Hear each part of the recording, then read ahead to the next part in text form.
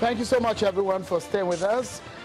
It's an opportunity for the PDP perhaps to get back on track since the bloody nose it got in the 2015 election had turned the party into a house of chaos. And the party is still trying to get itself together. But as the party look ahead of the December elective national convention, will it get it right? Well, we have heard a lot about zoning. And that's the reason why we're talking tonight on the opportunity of the party to elect its own chairman and all the position in the party. Chief Fani Kayode, he was the DG of the Jonathan Campaign Organization and a former Minister of Aviation. He's been talking to us on this program tonight. Thank you so much for staying with us, Chief Fani Kayode. I will put this question straight to you. And the perception of your party, I'm very sure, is loud and clear about the issues that have plagued the party, especially some of the issues why perhaps you got a kind of vote that you got in 2015. And a lot of people will say that the party perhaps, and I've heard some leaders say, you need some sort of rebranding.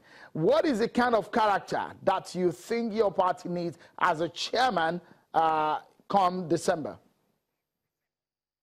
Well, first of all, let me go back a little bit. You spoke about us getting a bloody nose in 2015. I rather think that it was the whole of Nigeria that got a bloody nose in 2015, given what has happened to this country in the last 2.5 years in the hands of the ruling party.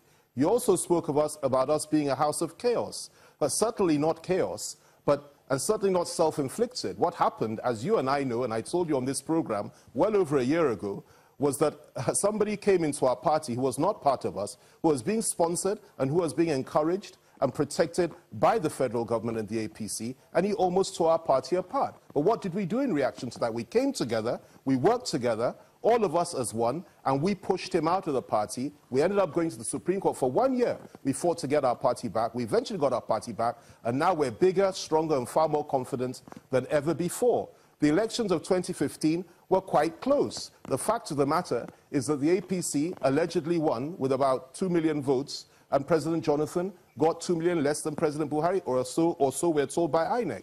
Now, that is over now. We are strong, we are united, we are committed, we've learned from our mistakes in the past, and we are going to come up with a damn good national chairman and a cracking NWC with a good publicity secretary and other officers that will give this government and the APC a damn good fight in 2019. And by God's grace, we will take power. So the skeptics can say what they like, but we are ready to go.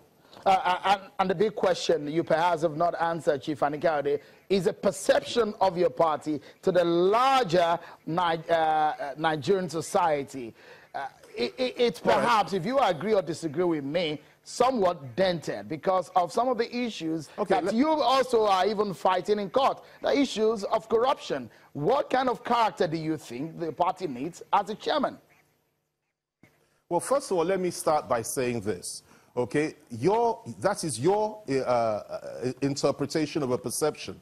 As far as I'm concerned, that perception exists in your mind and in the minds of those that are saying so. I think the perception of the ruling party and the federal government in this country today that the majority of Nigerians had is absolutely frightening. And I think everybody's terrified and scared of what this government is capable of doing. You spoke about corruption. Can you actually speak about corruption when you have a kind of government that we have today? Look at the number of corruption allegations that they have refused to explain to us about. For example, the latest one of $25 billion apparently going missing, allegedly, and this allegation was made by a serving minister who's still in government. We haven't had a clear explanation yet. And so many other things. I don't want to go into all that today, but if we are talking about allegations of corruption, it goes two ways. And I think this government's record on corruption in the last 2 years has been absolutely abominable. And of course, we will open the books in 2019 and we'll see precisely what happened over the previous 4 years as long as we get power. So as far as I'm concerned, I don't think that this brush that you wish to tarnish us with, which has been used for the last 2.5 years as a consequence of the propaganda of Lai Mohammed, Femi Adesina, and all the other leaders of the APC, it's not going to stick. Nigerians see through it. They see it for what it is. There's been massive witch hunting, name-calling, lies, and we will clear all that by 2019 and tell Nigerians the truth.